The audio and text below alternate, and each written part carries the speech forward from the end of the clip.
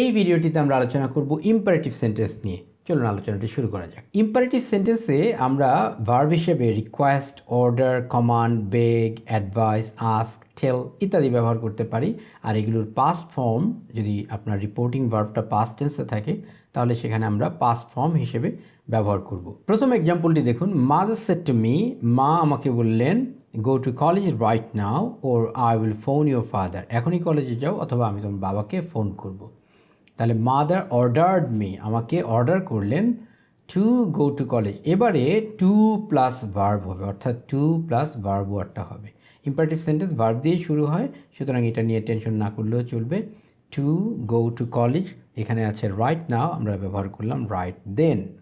Or I will, এখানে I যাবে, এই যে মাদারের কাছে সাবজেক্ট, সুতরাং এখানে হবে শি, আর উইলের পরিবর্তে এখানে হবে উড, তারপর ফোন ইয়োর ফাদার, ইয়োর আবার এই যাবে অবজেক্টের কাছে, সুতরাং এখানে ইয়োর ফাদার বলতে আমার বাবাকে বোঝানো হচ্ছে, মায়ের বাবাকে কিন্তু বোঝানো হচ্ছে না, সুতরাং মাই ফাদার। তাহলে বিষয়টা দাঁড়ালো, mother ordered me to go to college right then or she would phone my father. পরেরটা দেখুন, father said to his sons, বাবা তার সন্তানদেরকে বললেন ডোন্ট কোয়ারেল উইথ এনিবডি, কারোর সাথে ঝগড়া করো না। তাহলে ফাদার অর্ডার্ড হিজ সন্স, তার সন্তানদেরকে তিনি অর্ডার করলেন। এখানেও একটা জিনিস খেয়াল রাখতে হবে, সেটা হলো দেখুন এখানে অর্ডারের পরে কিন্তু আমরা টু ব্যবহার করি নেই, এখানেও টু ব্যবহার করি নেই। তাহলে ফাদার অর্ডার্ড হিজ সন্স, যদি ডোন্ট থাকে তখন আমরা বলবো নট টু, তারপরে verb not to quarrel with anybody. এটাকে আমরা এভাবেও করতে পারি, ফাদার ফরবেড হিজ সন্স, তার সন্তানদেরকে নিষেধ করেছিলেন, ফরবিড, অর্থাৎ ফরবিড হচ্ছে প্রেজেন্ট ফর্ম, এটার পাস্ট ফর্ম হলো ফরবেড। তাহলে father forbade his sons to quarrel with anybody. এখানে আবার যদি নট টু দেন তাহলে কিন্তু অর্থ বদলে যায়। এখানে রয়েছে ফাদার ফরবেড হিজ সন্স, তার সন্তানদেরকে নিষেধ করেছিলেন ঝগড়া করতে। আর যদি বলেন যে ফাদার নিষেধ করেছিলেন ঝগড়া না করতে, তাহলে অর্থটা যেন এমন দাঁড়ায় যেন বাবা বলেছিলেন তোমরা ঝগড়া করছো না কেন, আসলে তো তা বোঝানো হয় নাই। সুতরাং অর্থ অনুযায়ী যেতে হবে। He said to his friends, সে তার বন্ধুদেরকে বলেছিল প্লিজ ওয়েট ফর মি, আমার জন্য অপেক্ষা করো, আনটিল আই রিটার্ন, যতক্ষণ না পর্যন্ত আমি ফিরে আসি। তাহলে he requested his friends to wait for him, তার জন্য অপেক্ষা করতে, আনটিল হি রিটার্ন, যতক্ষণ না পর্যন্ত সে ফিরে আসে। তাহলে এখন একটা প্রশ্ন হলো যে এই প্লিজ কোথায় গেল? আসলে যে রিকোয়েস্টেড বললাম, এই রিকোয়েস্টেডের মধ্যেই এই প্লিজটা চলে গেছে। যখন বললাম যে please wait for me until I return, আমি যতক্ষণ না পর্যন্ত ফিরে আসি অপেক্ষা করো, এখানে প্লিজ বলার মানেই হলো বিনয়ের সাথে বলা। আর রিকোয়েস্টেড যখন বললাম, এই রিকোয়েস্টেড দিয়েই কিন্তু ওই প্লিজের কাজটা হয়ে গেল। তাহলে হি রিকোয়েস্টেড হিজ ফ্রেন্ডস, তারপরে হবে টু, এইটা হলো মূল ভার্ব, এখানে প্লিজটা হচ্ছে অ্যাডভার্ব, মূল ভার্ব হচ্ছে ওয়েট, সুতরাং এই ওয়েট থেকে হবে টু ওয়েট ফর হিম, এখানে রয়েছে মি, সাবজেক্ট অনুযায়ী পরিবর্তন হবে, সুতরাং এখানে হবে হিম। আনটিল, এখানে রয়েছে আই রিটার্ন, অর্থাৎ প্রেজেন্ট সিম্পল, এটা হবে পাস্ট সিম্পল, আর আই পরিবর্তন হবে এই যে সাবজেক্ট হি অনুযায়ী, he return. He said to me, সে আমাকে বলেছিল please attend my birthday party, আমার বার্থডে পার্টিতে দয়া করে অ্যাটেন্ড করে। তাহলে হি আস্কড মি, সে আমাকে বলেছিল to attend his birthday party, তার বার্থডে পার্টিতে আমি যেন যাই। এখানে আস্ক বলতে কিন্তু প্রশ্ন করা হচ্ছে না, অর্থাৎ চাওয়া বা খোঁজা অর্থে আস্ক বসে। অর্থাৎ আমি তাকে বলতে পারি যে হি আস্কড মি সাম মানি, তার মানে হলো সে আমার কাছে কিছু টাকা চেয়েছিল, এরকম অর্থে বসেছে। সুতরাং এটা আবার যেন ভুল না বুঝেন, এই আস্ক বলতে কিন্তু প্রশ্ন করা হয় নাই, এখানে আপনার চাওয়া বা কোনো কিছু বলা হয়েছে। তাহলে হি আস্কড মি, সে আমাকে বলেছিল to attend his birthday party, তার বার্থডে পার্টিতে অ্যাটেন্ড করতে। এবারে দেখুন ইম্পারেটিভ সেন্টেন্সে আবার লেটস থাকতে পারে, আবার অন্য কিছু থাকতে পারে, যেমন ধরুন লেট মি, লেট হিম, এরকম কোনো কিছু থাকতে পারে। এরকম যদি ক্ষেত্র থাকে সেক্ষেত্রে কি হবে? যেমন এখানে রয়েছে লেটস, লেটস থাকলে আপনার প্রপোজ বোঝায়, অর্থাৎ প্রপোজাল বোঝায়, সেক্ষেত্রে আমরা প্রপোজ অথবা সাজেস্ট ব্যবহার করতে পারি, অথবা শুড প্লাস ভার্ব ব্যবহার করতে পারি, অথবা ভার্ব প্লাস আইএনজিও কোনো কোনো ক্ষেত্রে ব্যবহার করতে পারি। যদি লেট মি থাকে সেক্ষেত্রে আমরা সেই, টেল, রিকোয়েস্ট, উইশ ইত্যাদি ব্যবহার করতে পারি। আমরা মেও ব্যবহার করতে পারি, মাইটও ব্যবহার করতে পারি পাস্ট টেন্স হলে, অথবা মাইট বি অ্যালাউড এটাও ব্যবহার করতে পারি। চলুন কিছু এক্সাম্পল দেখি, তাহলে একদম ক্লিয়ার হয়ে যাবে। দ্য চেয়ারম্যান সেড, চেয়ারম্যান বললেন লেটস সেটেল দ্য ডিসপিউট, চলো এই দাঙ্গাটা বা মারামারিটা আমরা সেটেল করি, অর্থাৎ মীমাংসা করি। তাহলে চেয়ারম্যান এটা প্রস্তাব দিলেন, দ্য চেয়ারম্যান প্রপোজড অথবা সাজেস্টেড দ্যাট। তাহলে এখানে আমরা প্রপোজড ব্যবহার করতে পারি, সাজেস্টও ব্যবহার করতে পারি। যেহেতু এটা পাস্ট টেন্স তাই এখানে বললাম প্রপোজড অথবা সাজেস্টেড, তারপরে হলো দ্যাট। এখন এই যে এস, এটা নিয়ে একটা কনফিউশন হতে পারে যে যদি এই এসের মধ্যে আমি থাকি তাহলে এখানে হবে উই, আর যদি এখানে আমি না থাকি তাহলে এখানে হবে দে। এখানে ধরা যাক আমি ধরে নিলাম যে এই ঝামেলার মধ্যে আমি ছিলাম না, অর্থাৎ চেয়ারম্যান আরেকজনকে বলেছিলেন, আমি সেটা শুনেছিলাম, সেজন্য আমি বলছি এখানে দেই। তাহলে দেই, তারপরে নিয়ম অনুযায়ী হবে শুড, এরপরে ভার্ব ওয়ার্ড, এরপর বাকি অংশ। অর্থাৎ দ্য চেয়ারম্যান প্রপোজড অথবা suggested that they should settle the dispute.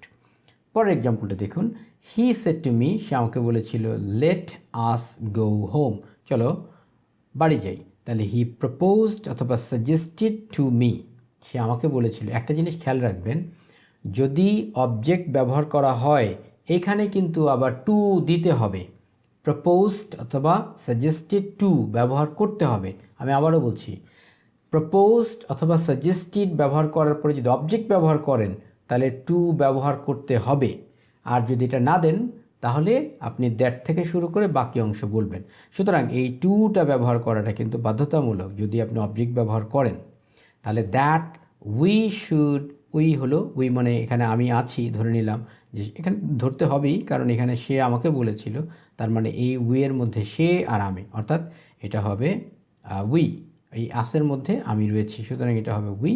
তারপরে নিয়ম অনুযায়ী হবে শুড, এরপরে হলো ভার্ব, তারপর বাকি অংশ। এবার এটা দেখুন, the prisoner said to the জাজ, প্রিজনার জাজকে বললেন let me see my mother, আমার মাকে দেখতে দাও।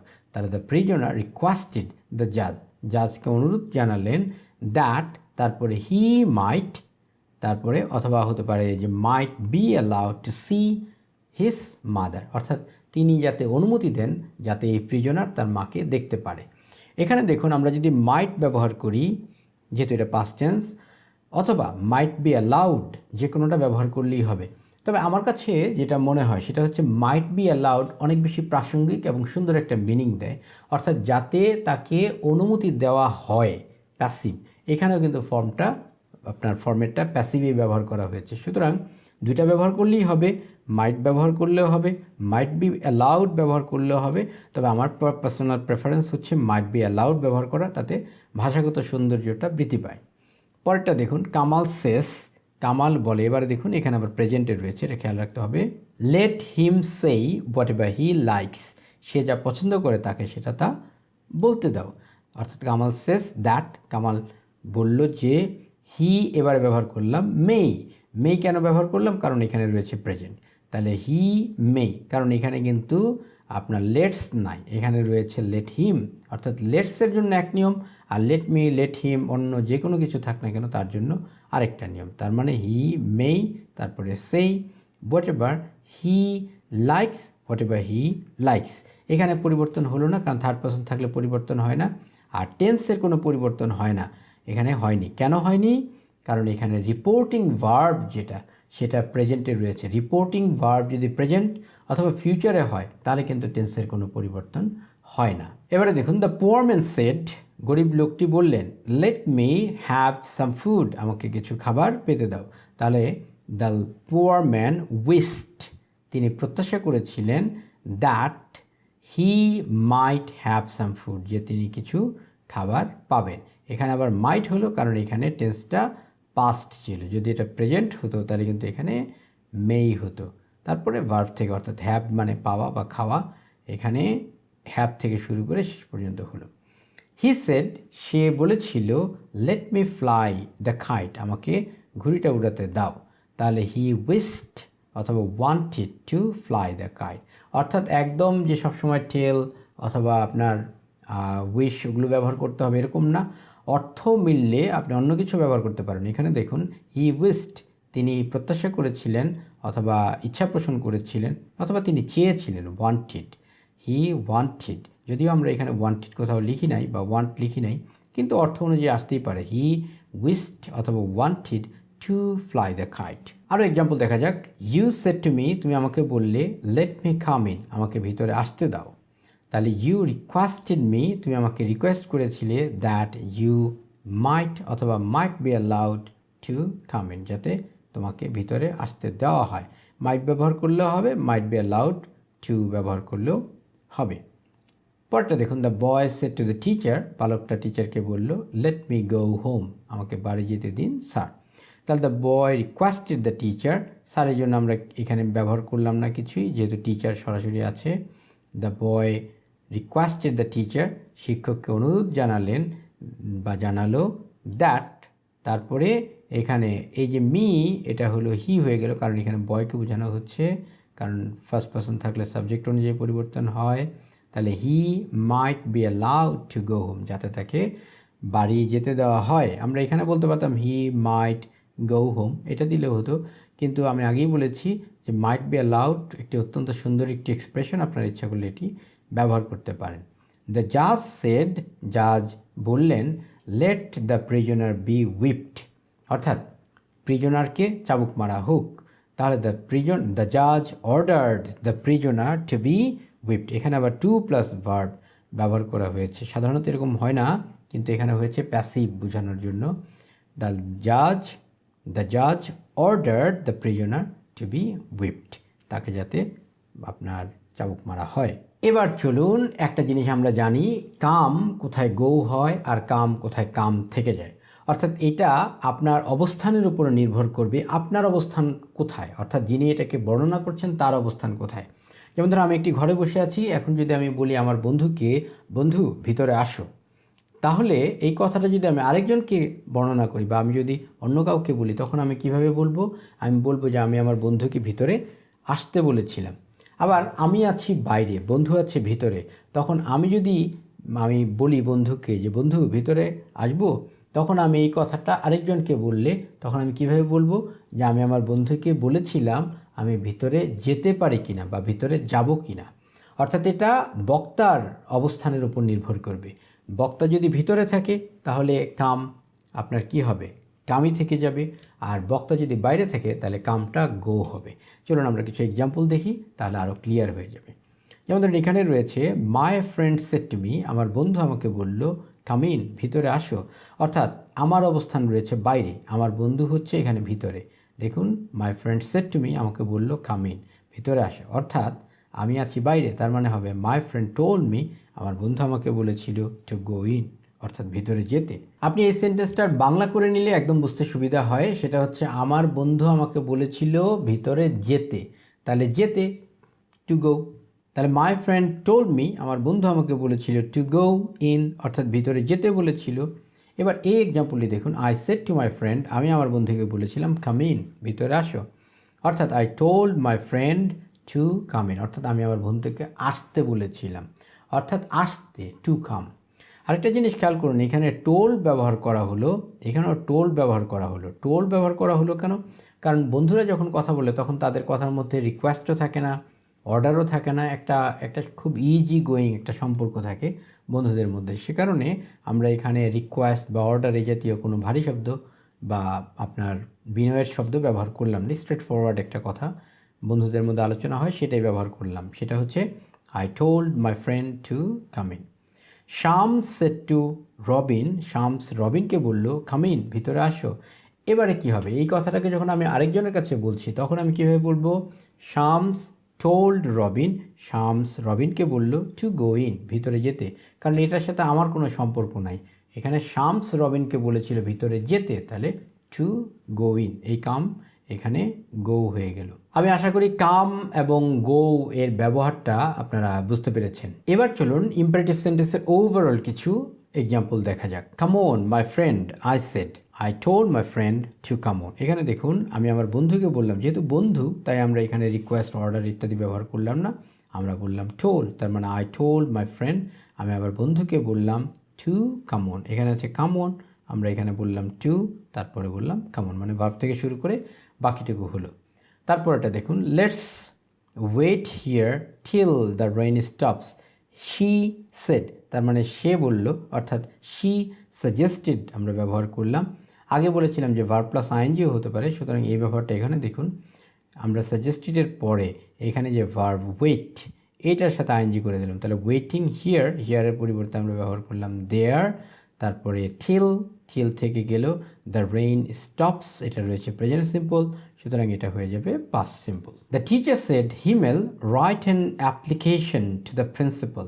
এখানে হিমেলকে হিমেল বলে সম্বোধন করে তাকে প্রিন্সিপাল বরাবর অ্যাপ্লিকেশন করতে বললেন, ব্যাপারটা কিন্তু এরকম নয়। ব্যাপারটা হচ্ছে এটা হচ্ছে ভোকেটিভ, অর্থাৎ সম্বোধন করা হয়েছে। সুতরাং আমরা যদি এভাবে লিখি the teacher asked Himel, teacher হিমেলকে বললেন to write an application to the principal, তাহলেই হয়ে গেল। তাহলে কীভাবে লিখলাম? দ্য টিচার আস্কড হিমেল, এখানে আস্ক বলতে কিন্তু আবার প্রশ্ন করা নয়, এখানে বলেছিলেন বা চেয়েছিলেন। তাহলে দ্য টিচার আস্কড হিমেল, হিমেলকে বললেন টু রাইট অ্যান অ্যাপ্লিকেশন, অর্থাৎ to plus verb, to write an application to the principal. তারপরের এক্সাম্পলটি দেখুন, the officer said to the worker, officer ওয়ার্কারকে বলেছিলেন leave the room at once, এই রুমটাকে এখনই ছেড়ে যাও। অর্থাৎ the officer ordered the workers, অর্থাৎ তাদেরকে অর্ডার করেছিলেন টু লিভ, অর্থাৎ টু তারপরে যে ভার্ব যা আছে তাই হলো, তারপরে দ্য রুম অ্যাট ওয়ান্স, অর্থাৎ বাকি যে অংশটুকু আছে সেটা হুবহুভাবে বসে গেল। আরেকটি এক্সাম্পল দেখা যাক, বাবলি সেড টু টুম্পা, বাবলি টুম্পাকে বলেছিল let's decide the matter ourselves, চলো আমরাই এই ব্যাপারটার সিদ্ধান্ত নেই।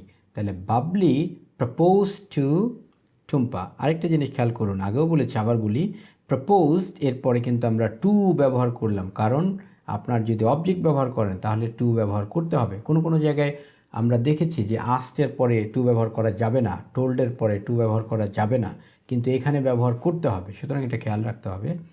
টুম্পা দ্যাট হলো, তারপরে এখানে রয়েছে লেটস, তার মানে এই আসের মধ্যে আমি কিন্তু নাই, এখানে রয়েছে বাবলি আর টুম্পা, সুতরাং এখানে হবে দেই, তারপরে হবে শুড, তারপর ডিসাইড দ্য ম্যাটার, তারপরে আওয়ারসেলভস রয়েছে, সুতরাং এটা হবে themselves। এই ছিল ইম্পারেটিভ সেন্টেন্স নিয়ে আলোচনা। এর পরবর্তী ভিডিওটিতে আমরা অবজেক্টিভ সেন্টেন্স নিয়ে আলোচনা করব, দেখার আমন্ত্রণ রইল।